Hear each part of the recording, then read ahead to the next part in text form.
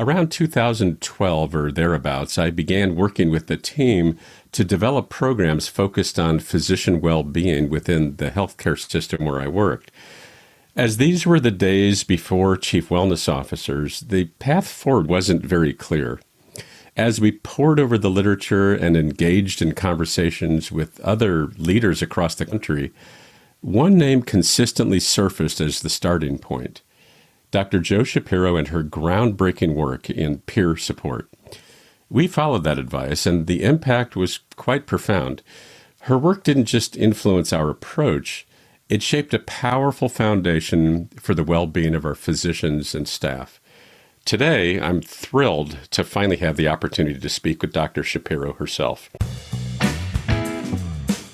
There are times in our lives that change the way we see the world. Navigating these challenges can take insight, trusted confidants, or even a coach. Let's explore those moments. In this companion podcast to RX for Success, we will discover ways to learn and write our own success stories together. I'm Dr. Dale Waxman, a physician coach with MD Coaches, and this is Life-Changing Moments.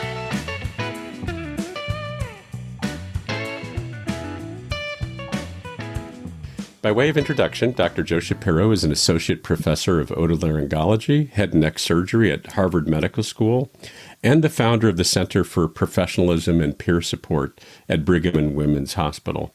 She is a leading advocate for physician well-being and a pioneer in the field of peer support. Through her innovative programs at the Center for Professionalism and Peer Support, Dr. Shapiro has helped countless healthcare professionals manage the emotional challenges of practicing medicine, from dealing with medical errors to just daily stress.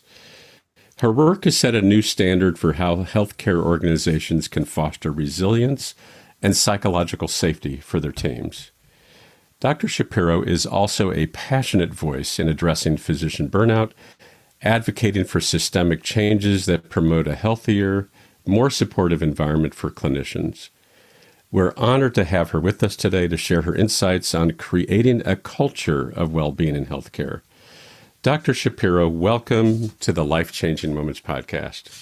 Thank you so much for having me. I'm so happy to be here. Well, as I said before, I'm really excited to meet you in person. I've been reading your work for a while, and so it's great that this moment has finally arrived. I'd like to start by reading a quote from you that is on your website, and here it goes. It says, "My deepest hope for physicians is that we can give the same compassionate care to ourselves and each other as we do to our patients and their families." And I just wonder if you can say more about this. Like, what are the origins of where that comes from? I had the privilege of having different leadership positions when I was at Brigham and Women's, and also Mass General, in terms of being an educator and division chief, and different angles of leadership, if you will.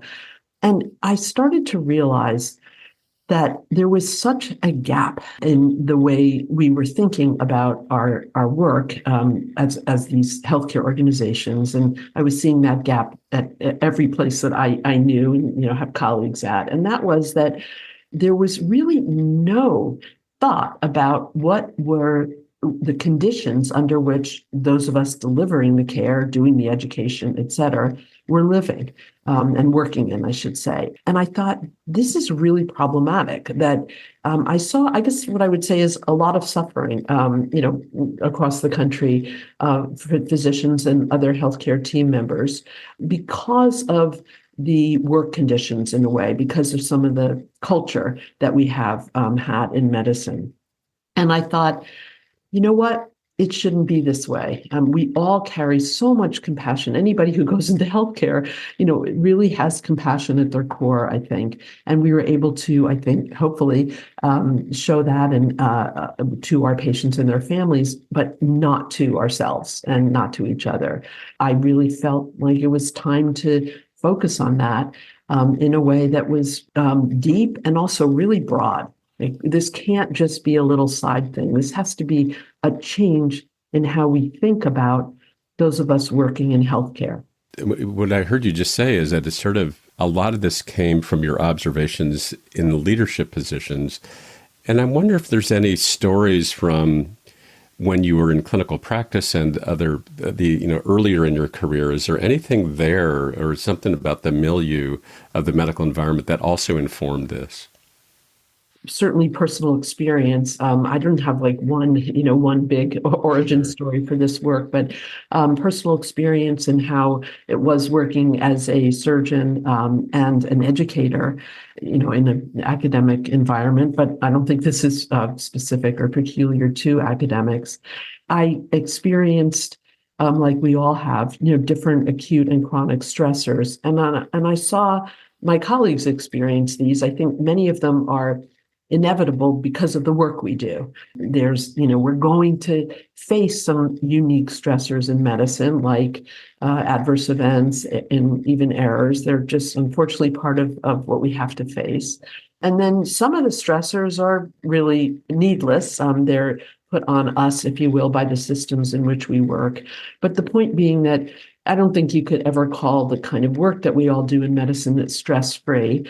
But there didn't seem to be any kind of acknowledgement of that or approach to mitigating the effect of those stressors on us. And I just kept watching, like, I guess what I would call needless suffering. I saw, for example, a colleague completely unraveled by an error. And I saw, other colleagues who, even educators getting a really awful evaluation from a single medical student, right? Great balanced against phenomenal recommendations or evaluations from other students, and just how these stressors really can undo people. And the more I saw that, and then also started reading, because it was pretty early for this, but there was just starting to come out some data on burnout. And I thought, it doesn't have to be this way. And I guess I want to make sure I say, I also experienced the way it should be many times, which is, when we've all had this, I'm sure you have too, Dal, that, you walk into work and it's very challenging, but you feel really supported by your team and even by the organization, and how great, no matter how challenging the work is, it feels really good. And I felt like I wanted that to be the norm, because we know it can happen. We see it, right? This is within our grasp for sure. So I think it was that acknowledgement of like how it can be and how it is many times, compared to, contrast to how it often is the opposite of that. So I'm hearing a lot of your experience of both the observing how people get really distressed by the information that they get, or the outcomes, but also the mitigators of that, having been working in a team where there's a lot of support. And I heard that you sort of had this interest in this, and then, so where do you start? This is quite an entrenched system that we're in around the way things are, and they've been that way for a long time. So where did you start chipping away at this? Well, I have to say I started from a very surgical point of view, which means, if you've ever heard that joke that surgeons do, fire, ready, aim. I thought, I'm just going to try to do something big because and then we'll figure out if it worked or not, right? So I've always been interested in organizational culture and also organizational change work. So that wasn't new for me. And I thought, I kind of looked around, both in Boston and sort of, nationally, and said, is there any organizational effort around this? And I really hadn't at that point. I didn't really see any. And I thought, I'm going to see if I can start it myself. And I was really fortunate. The president of the Brigham at that time was Gary Gottlieb, and I put together this proposal. And I said, this is to create and support a culture of trust and respect throughout the whole organization, with the mission of improving the well-being of everybody who works here. I know, big mission, but also I had broken it up into very specific programs. I didn't want to just have this like mission statement and everybody should be kumbaya, even though that would be nice if I could legislate that. But you have to make it programmatic. And so I came in with this proposal of starting the center, being supported for directing it and then having it, I was going to say birth some of the programs that we did, but many of them were already in place. They just weren't really going anywhere. I knew he cared about people and relational leadership. And I thought, I'll just ask him. And I elected to try to do it at the Brigham because that was where I was clinically working. And so I felt like, I had the most maybe trust throughout the organization and the leadership was really supportive. So I started it big. For me, I think it was the way to go. I know people do like to do pilots, but, I felt like I had the privilege that I should use, which is that I had leadership cachet. And so let me do something that I could use that, leverage that for as many people in the organization as possible. Well, it sure sounds like it was successful, and it was great to take that approach. I wonder if we can back up just a bit, and the bit I want before we hear a little bit more about, especially peer support. I want to hear more about that, but I want us to back up a little bit and talk a little bit about. I mentioned that the culture is kind of entrenched, and I mean, I know what I mean by that, but there was something in the culture that you saw that needed to change and shift. I wonder if you can give some voice to what is that and what reinforces that in our culture that makes us not compassionate towards, your statement, compassionate for the clinicians and other healthcare professionals in the same way that we are to our patients. What's gotten in the way of that over the years?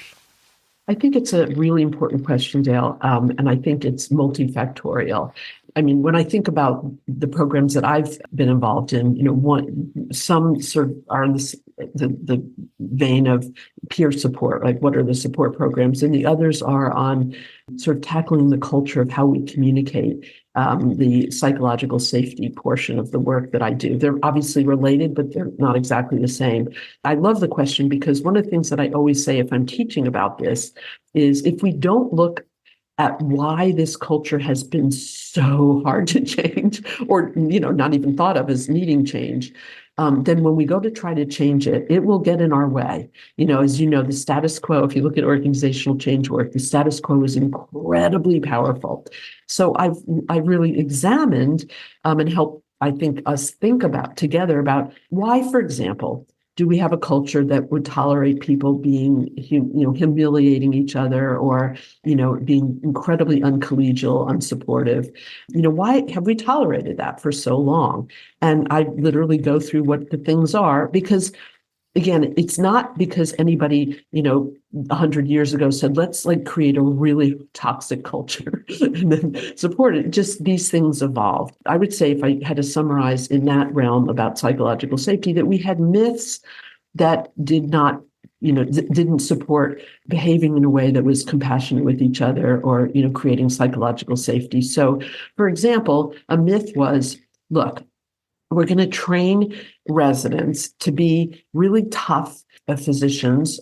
And because it's tough, the work that we do is very hard and challenging. So we can't cuddle them. We have to just tell it like it is. And kind of the myth that that sort of humiliation that was part of training. I mean, that was just you had to put up with that, especially in surgery.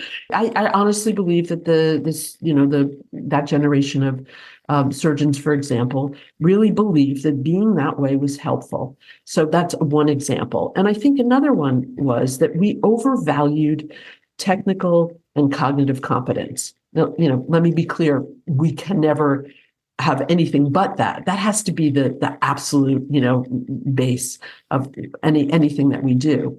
But it wasn't until 2003, and this I really credit David Leach at the ACGME, where he and the group said, actually there's 6 competencies.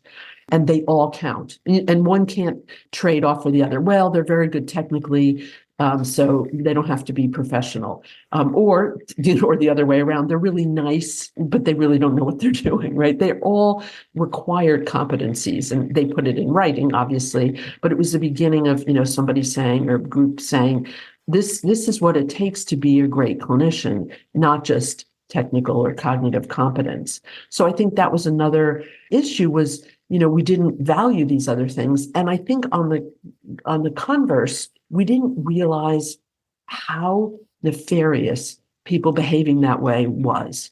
In other words, if we had the data that we have now, which shows that, for example, unprofessional behavior is a patient safety risk, I mean, I think our eyes would have been open to say, well, even if we don't care about each other, which we should, my gosh, we have to care about patient safety. So the way we communicate with each other does matter. And there's so much data to support that. And then getting people to realize that, and I think this happened, which is that, yes, many of us thrived. I mean, but I would say personally, I thrived in my career despite the culture, right? And so there are plenty of people who didn't thrive. Just look at the suicide rate in physicians, and that's, not all due to just pure mental illness, nothing to do with the job. Obviously it does, they're intertwined. And so I think, knowing what we know now, there's no turning back from saying this stuff matters, but it didn't matter to anybody back in the day because we didn't have the data to say that this matters, that these so-called soft skills actually are very crucial for the outcomes that we want, including people to stay at, physicians, for example, not to become burnt out and, leave their careers early. It's very costly not to pay attention to this, even if that's all you cared about. So I think there's that. And then if you want to look at the peer support side, it was really apparent to me, and, believe me, this is not an original thought, that the way we are, the way our attitude and our culture around errors was toxic and completely anathema to actually making the system safer. And there are plenty of wonderful patient safety experts who showed this, that, in fact, they named it, just culture is what it should look like, where we don't punish for human error. Of course, we would have consequences for risky or whatever, the behaviors that are, absolutely out of the norm that we shouldn't tolerate. So, that the way we are behaving towards each other after errors, for example, or even adverse events without errors, was actually undermining safety, but also really, really harming clinicians. And there's a lot of data to support that. And so I think, there's different reasons for these entrenched cultures, but they're entrenched for a reason, is they satisfied some need that we had, or some myth, if you will, that we were all holding, many of us, I think, were holding on to. And I think, for example, how M&Ms were in the past, that same thing, that attitude of like, look, we have to make sure that the person who made the error feels horrible about it because it will make the system safer going forward. They'll never do that again, which may or may not be true, but it turns out it makes the system less safe because you don't have, good reporting. You don't have a way of saying, what of this was personal and someone should take personal responsibility for, and what was systems, and those need to change. So, the very things that we thought were doing great in our culture, it turns out are quite harmful. Hi, I'm Rhonda Crow, founder and CEO for MD Coaches. Here on RX for Success, we interview a lot of great medical professionals on how they grew their careers, how they overcame challenges, and how they handle day-to-day work. I really hope you're getting a lot of great information.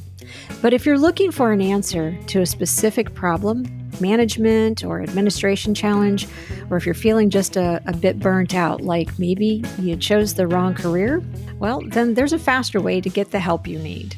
No, it's not counseling, it's coaching. RX for Success is produced by MD Coaches, a team of physicians who have been where you are. I know you're used to going it alone, but you don't have to. Get the support you need today. Visit us at mymdcoaches.com to schedule your complimentary consultation. Again, that's mymdcoaches.com, because you're not in this alone. We'll get back to our interview in just a moment, but right now I want to tell you a little bit about Physician Outlook. If you haven't discovered this remarkable magazine, please do so very soon. It was created by physicians, for physicians, to showcase the intersection between clinical and non-clinical interests, whether it's writing, painting, cooking, politics, and dozens of other topics. Physician Outlook gives a physician perspective. It's available online and in print. It's really unique among physician lifestyle magazines. And like the Prescription for Success podcast, Physician Outlook amplifies the voice of any physician who has something to say. It also engages patients who still believe in physician-led, team-based care. And Prescription for Success listeners can get 3 months free when you enter our promo code RX for Success and select the monthly option at checkout. That's a really great deal on this stunning publication. We'll get back to our interview in just a moment, but first, I'd like to share a message from Navigate. You know, after spending years in the financial sector, Navigate has met lots of clients with all kinds of student loan issues. They were confused, they were overwhelmed by the doublespeak and the overly complex forms, and especially the deliberately misleading statements from loan servicer representatives. Navigate recognized the chaos in the student loan industry and immediately brought clarity and real solutions. If you'd like to flip the script on student debt, visit www.flipthescript.loan/MD-coaches to schedule a call with Navigate. They'll tailor a plan specifically for your unique situation and work with you until the loan is paid off. What do you have to lose besides the stress of student loan debt? I was thinking of a story. My academic advisor when I was a resident, her husband had died by suicide, and her view about that, he was an OBGYN, and her view about it was he never got over having made some mistake. He never was able to emerge out of that, and her view is that was the reason for the suicide. And so I just want to emphasize what you just said. It's not just about mental illness, like a chronic mental illness, but it's a result of our culture.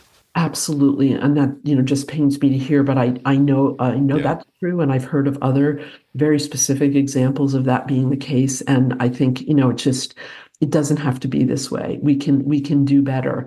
And I was also thinking that, in answer to your question about, why has the culture been this way? I mean, when you want to change the culture, which I'm always working to do in a positive direction, you have to also look at, are there parts of the culture that are really wonderful that we want to make sure not to lose? And so this is a perfect example where the thing about suffering personally after making an error is it does show how much personal responsibility we have. And that's a beautiful thing. We don't, as I say when I teach this, we don't want to change it to a culture where, let's say a resident makes an error and they're like, not my fault. It's always a systems problem. No, we should take personal responsibility. Of course we should. And we should look at systems. It's not either or. But we don't want to take the personal responsibility in a way that crushes us, and that's the problem. I always want to say, of course, taking personal responsibility is a good thing. And the other thing I say is, look, we also we're not trying to eliminate suffering. In being a clinician, if you have any kind of empathy, you're going to suffer to some degree when your patients suffer, even if it's not at your hands, right? And so you don't want to say, oh, you should be distant and it shouldn't affect you. That's crazy. But how badly does it affect you? How much does it then impede your growth and your your personal commitment and all those things? And I think so. I always want to be nuanced about this and say it's not like the old culture is terrible, let's have none of it. No, we had some really good things. Yeah, these are very, very human responses to very human conditions. Well, let's forward a little bit. And you have spoken a lot, and I've read some of your articles about when we are in these vulnerable states, when physicians are in these vulnerable states, either from mistakes or whatever. You've shown in an article that the people that physicians want to talk to about this are other physicians. Over some of the other mental health professionals and EAP. So I'm assuming that that's partly what led to peer support. Say a little bit more about what that is and what that looks like and how people can get trained to do that and what it looks like when they're doing peer support.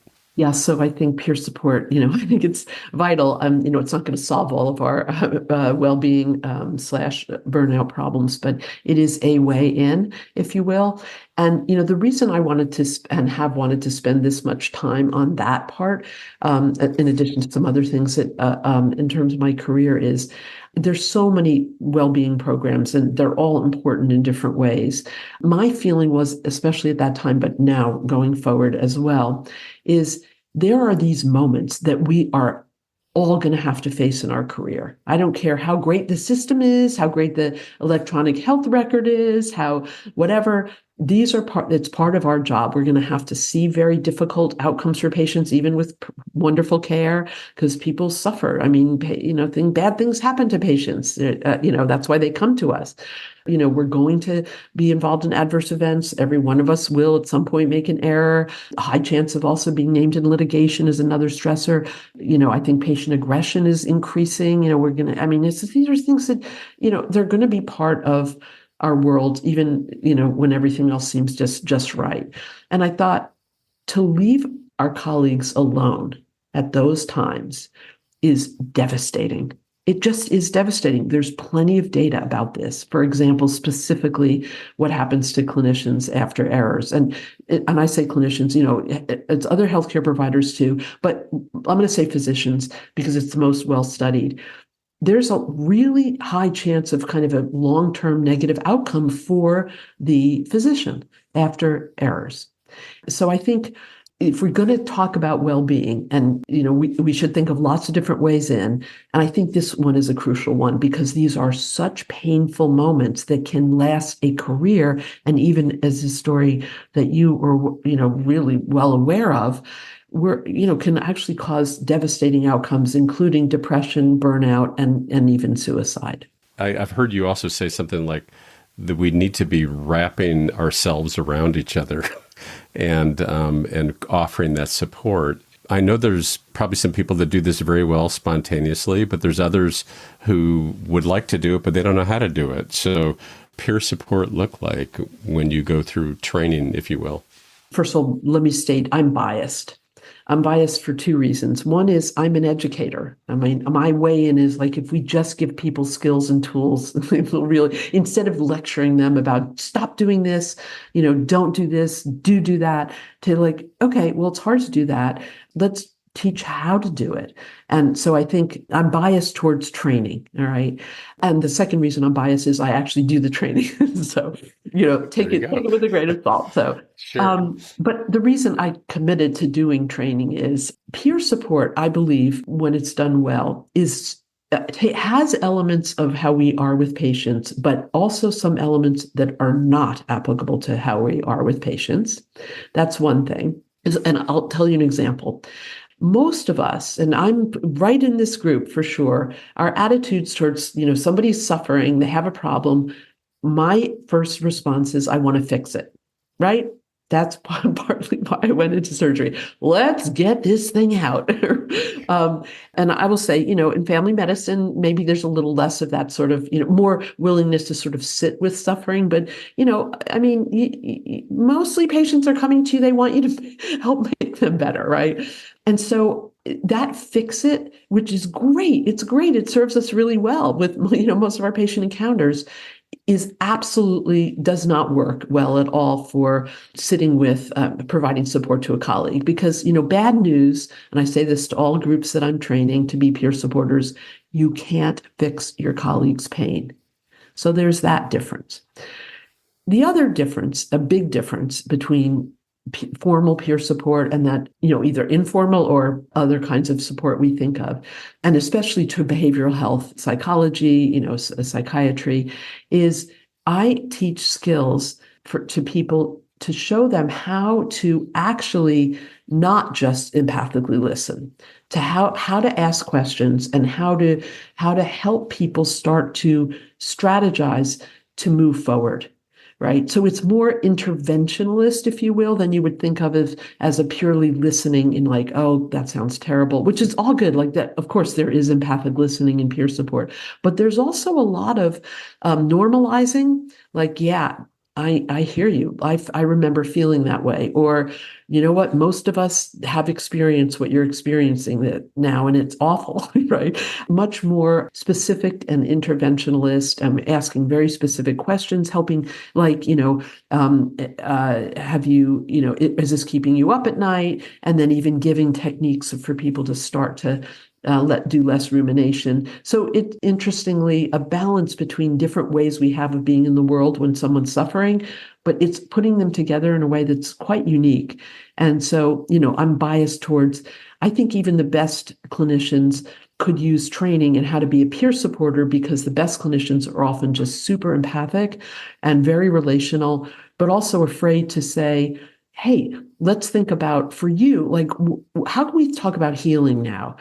Asking them, a question like, for example, so, Dale, when you're in your life, when things have not gone well at home or work, or it doesn't matter where in your life, what gets you back on track? Instead of my saying, like, I find doing yoga really helpful. You're like, I don't like yoga. So I'm not giving you advice so much as I'm helping you pull on your own strengths, your own way forward, that on our own, we get into this lack of self-compassion. I'm going to even say self-hatred, like, how could I have done this? And, it sometimes needs a colleague to say, yeah, it happened. It did happen. And it feels terrible. But, you do realize that this happened because you're human, not because you're, like, not a good doctor, right, kind of thing. So it's helping give perspective, and in a way that I don't think many of us, even the most relational of us, are really used to doing.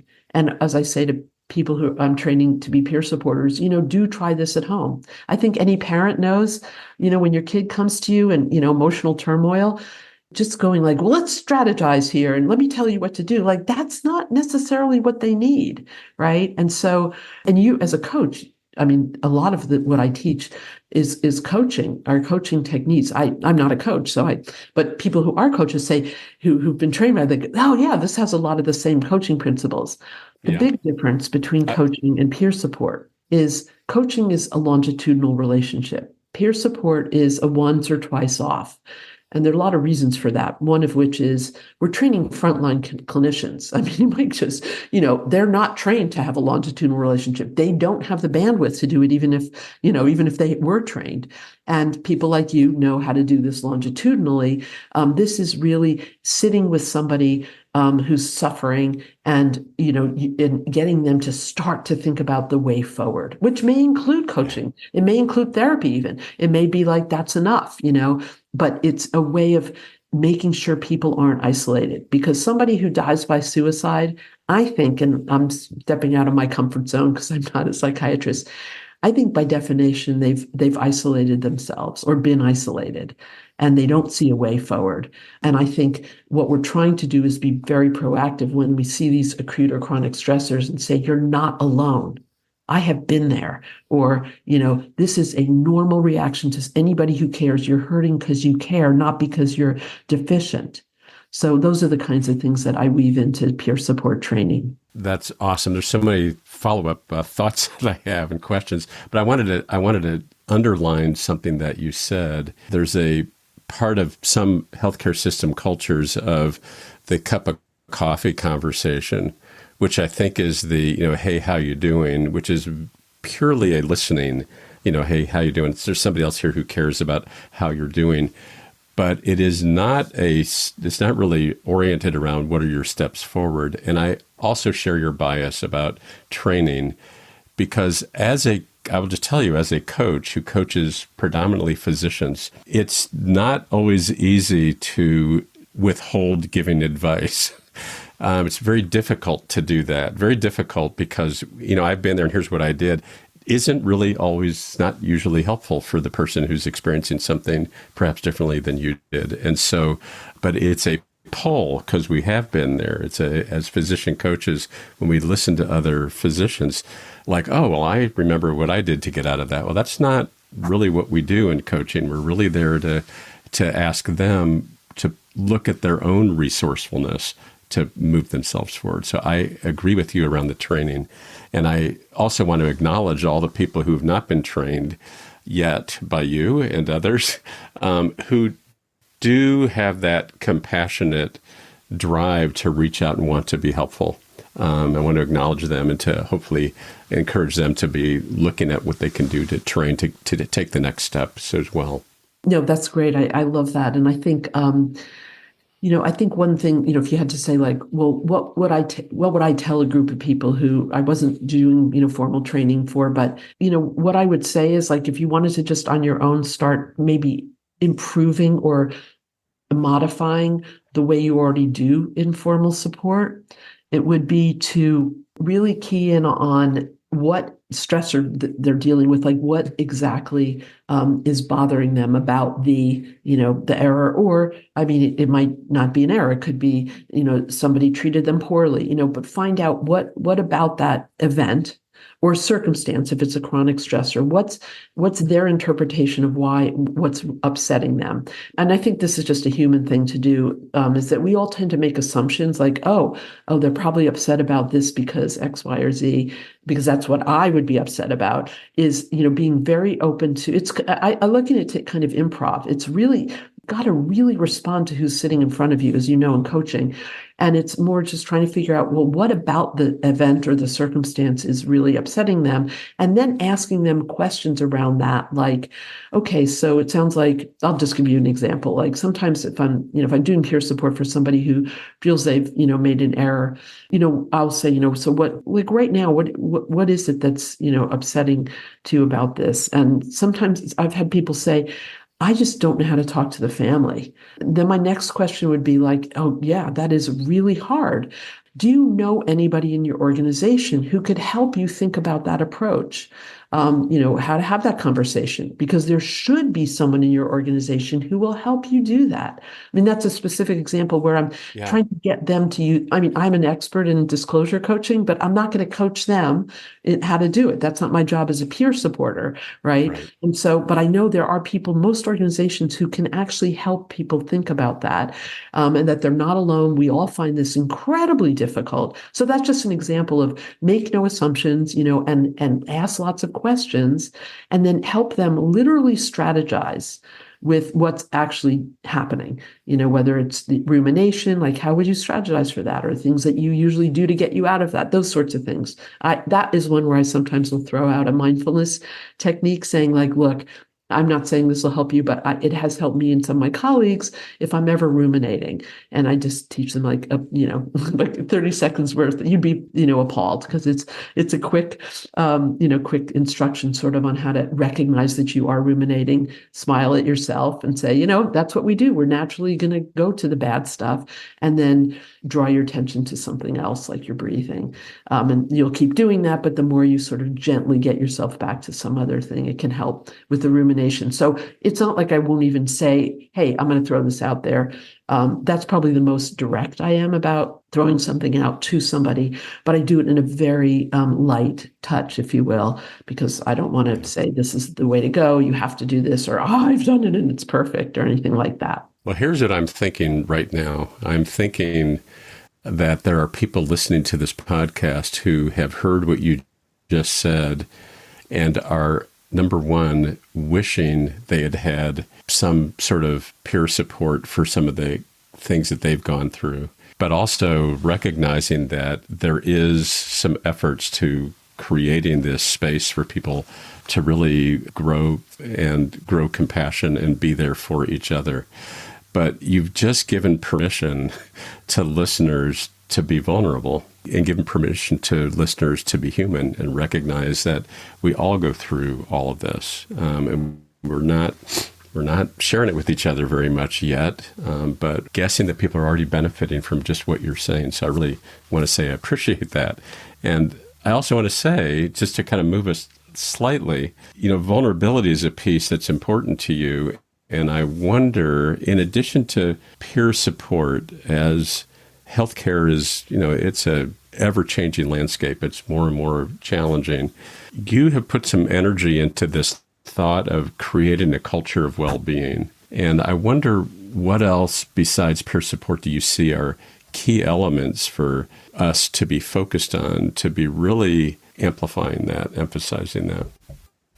I do want to answer that. I think that's an important question. I just wanted to say one more thing to people who are hearing, what are the principles of peer support, or what are the things you might want to start doing?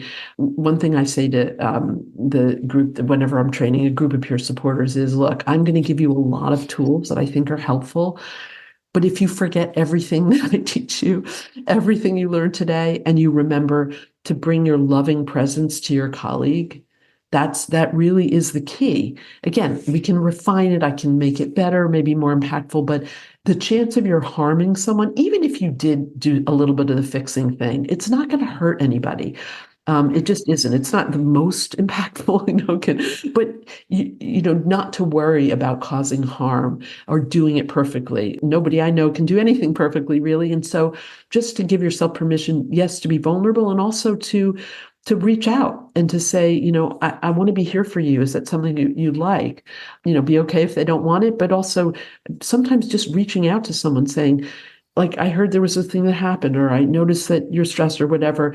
Would it be something you want to talk about? And not worry, suppose they say something. Everybody's so worried. Physicians are terrified someone's going to say yes, I'm thinking of harming myself. And then what would I do? Now I'm responsible. It's like, no, ask the question, right? And you're not their doctor. You're their colleague. You're not responsible for their health care.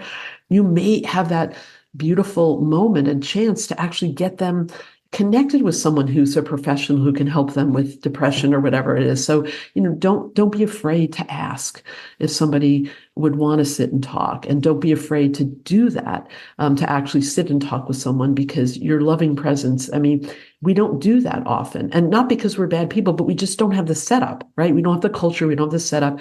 I think we will. I think it's going to become the norm. I hope that, if I'm involved in something that happens, my first thought would be like, how come I haven't gotten a reach out from a peer supporter, or just a peer anyway? And I think it will change, and it has changed. Don't wait for perfection, right? Just go ahead and ask. So you asked about I think the question was, what are other things that I think need to change in the culture to really improve well-being? And I want to focus on the thing that I have the most expertise in. One, because I think it's important, but two is because I can speak to it, I think, most cogently. And that is, I really do think that creating a just generally a culture of support and psychological safety, I think that has to happen.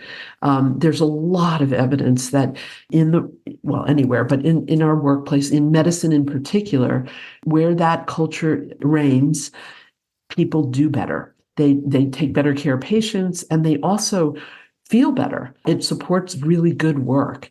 And so I think that bears looking at, because, again, we've all had that circumstance where we felt that kind of collegiality and support, and we also have seen where we don't get it. And, the contrast is huge, and it's something doable. We can create psychological safety. We don't need permission to do it. Like, we don't need permission to ask a colleague how they're doing. Again, the bottom line of psychological safety is create an environment where people are not afraid to speak up, and where you, as the person who's helping create this climate of culture of psychological safety, say to your team or to your colleague, hey, listen, I just want to get this right. And that's a line from that phrase is from Alan Frankel, who's a patient safety expert. And I used to work very closely with him on designing different programs. And every time we sat down together, he said it's almost like a mantra, like, I just want to get this right. So let's tell each other exactly what we think about what each other is saying. And he just would immediately create psychological safety and vulnerability, to use that word, and I say that in every talk I do, every grand rounds, I say, I am going to try to be aware of my biases, and I might slip up. And if I do, I'm happy to have you let me know about that. I'm not perfect. I don't say that, but that's the underlying message so I want to model fallibility. And that's how you create psychological safety. So I'm going to give you a very specific example of how I tried to do that when I was doing surgery. So, we had, actually my colleague in the department, Atul Gawande, obviously, he wrote the checklist and did a ton of studies around it. Well, I actually had added something years ago to our timeout. We call it checklist, timeout, pause, whatever. It's the same thing. And that's the one that the surgeons are responsible for when the patient's under anesthesia. So the anesthesia's done theirs, and we've all participated in that before the patient is under anesthesia. Now they're under anesthesia. And so I would make sure everybody was gathered literally physically around the patient, so nobody's like back there at the computer. And I would look around the room and I'd say, okay, everybody, please introduce yourself and say what role you have, because you'd be surprised at, there's a medical student who comes in, nobody even knows who it is and nobody asks. And so it's kind of welcoming everybody in, even if many of them know each other already and what their role is. And then we would do the timeout checklist, which is, allergies, right side, all that sort of right operation, that kind of thing. We would talk about laser. What was there? If there's a laser fire, what do we do? It's quick, right? We do this. But at the end, this is what I added every time. I would look around the circle of people around the patient and say, I want to remind you all that this is a team effort. And if you see anything, you're concerned about, I need you to speak up. We all have a part in this. None of us can see everything that's going on here. So I need everybody to have their voice expressed. Thank you. And what that did, I think it did. Wow. Gave permission to people who normally would not speak up. A medical student who sees something, maybe more blood than, collecting than we thought was going to happen, is going to think, first of all, I'm not going to say anything because she must know that that's happening. So that deference to expertise, or maybe I'll say something and I'll get humiliated, right? Even if I think I'm like super relational, I hope I am, and approachable, I'm the attending surgeon. I'm not. By definition of role, right? I'm just not, unless I explicitly say, I want you to raise any concern. And I never heard that abused. I've never had anybody say something, distracting or whatever. And if I did, I would just say, I can't answer that now, but I'll get back to you later, So bottom line is, we can create that. I mean, surgery in the OR does not intrinsically have a culture of psychological safety unless we make it that way. And so I say to everybody, look at your own, whether you're in a private practice and you have, a team of people like, front desk people, those sorts of things. You need to create psychological safety for them too. So this isn't just like has to be some, dramatic thing. And it's not hard to do, but you have to be aware of it, because hierarchy does, for all it's good, and there's some good parts of it, it doesn't facilitate safety, psychological safety. So I think that part of the culture that says, you're welcomed here, I see you, I care about you and your input, and we all care about this patient here. It brings everybody together to do the work that we're meant to do. That's why we got here, right? And so we're pulling everybody together with common purpose, role clarity, and then the ability to speak up or to question. I think that is changing now, but I think if we look at medicine, we'll see there's room for improvement in that. Yeah, I'm very impressed with that. I just want to say one of the reasons I'm so impressed is that it doesn't take much to create that psychological safety in the environment that you're working in. It's not a big ask from administration. This is going to improve patient safety. So if you can take that particular approach, this is what I want to do to make sure that the outcomes are great. This isn't just about being touchy-feely in OR. This is about, I really want, I can't do this by myself, and recognizing that we really do need the team in all parts of this. It's a team That's sport. Right. Exactly. Yeah. Listen, there are so many ways that we could go on all day, I think, because there's a lot of other areas that you have some involvement in. I want to close it here, though, because I think that the two big things that I think listeners can take away from this are that whole concept of peer support and psychological safety. So things that they can begin doing now. So I really appreciate that. But before we close it out, is there anything that you'd like to impart to listeners that I haven't asked about yet that you think would be important for them to know? And your questions have been really wonderful, and you've given me such an opportunity to express myself. I think there is one more thing that I want to say, and I kind of touched on, but I want to say explicitly is, so I've been speaking to you about some things that people can do as individuals, right? And, tomorrow or today, if you decide you care about that and you want to. And I want to stress that, I'm an organizational culture change warrior. There are things the organizations should be doing too. And so it's not either or. It's just like not all personal or all systems issues. It's a combination of both. And I think, this is where I felt like peer support was something that hit all three domains of well-being programs and this is my concept of them. One is individual resilience. So you're helping peer support, you're helping one-on-one somebody, find their own path forward. The second is the relational programs, things that bring people back together in community. And so peer support is that in many ways. You're representing community, and then the peer supporters become a community too. And the third is our organizational, I think, responsibilities. And some of them are, related to just, stop telling people to see this many patients. It's not tenable. I don't care how great everything else is. It's unsafe and it's not sustainable. And so I think that I would just be very frank, around this, that there are organizational changes that should happen now and not, when we've realized we've lost, 30% of our workforce or something. And then, then also I think organizations should resource well-being programs like peer support, for example. They're not very expensive, by the way. So I think it's that I want everyone to keep in mind that there's ways, to develop programs that are organizationally based, but there's also specific skills and ways in moving through the world that you can do. And always, if you can, pull on community, because what makes peer support, I think the one thing that physicians, for example, say they want is wanting to feel back in community, because you feel so bad and so isolated.